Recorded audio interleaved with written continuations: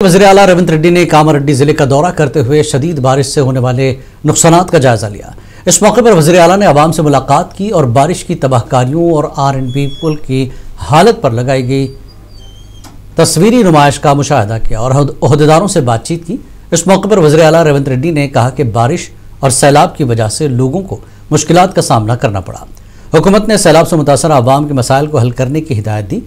उन्होंने कहा कि बारिश के बाद अवामी मसाइल को हल करने के लिए मैंने इंचार्ज वजीर सीता का हुकूमत के मुशीर मोहम्मद अली शब्बीर MP और अरकान असम्बली को फील्ड लेवल पर जाने की हिदायत दी थी। उन्होंने कहा कि हुकूमत आपके मसाइल को हल करेगी। उन्होंने सैलाब से मुतासर आवाम की मुमकिन मदद करने का यकीन दिलाया।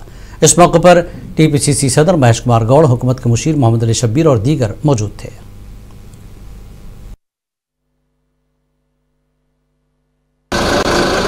ఈ 100 సంవత్సరాలలో ఇంత అధిక వర్షం ఎప్పుడు రాలే।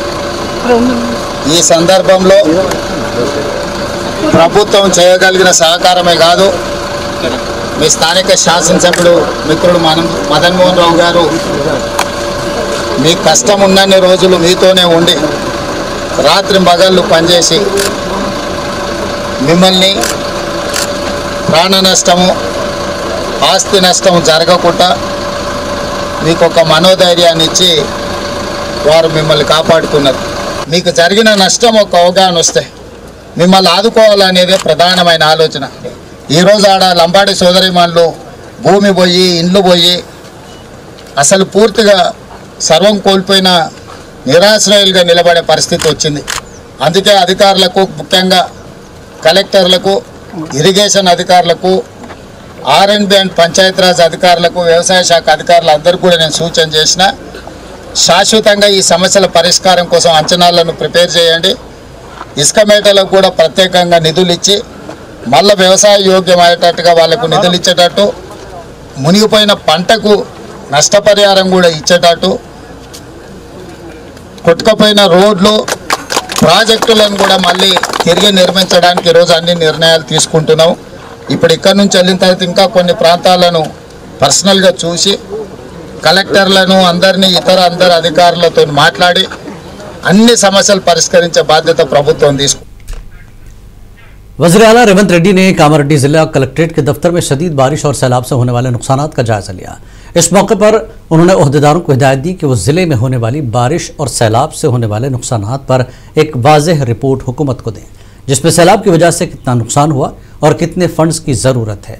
इस मौके पर वज़ीर आला ने कहा कि सैलाब से होने वाले नुकसानात को उसी वक्त कम किया जा सकता है जब सरकारी महकमों के दरमियान तालमेल हो। उन्होंने मरम्मती और तामीराती कामों को आर्जी तौर पर नहीं बल्कि मुस्तकिल बुनियादों पर करने पर जोर दिया।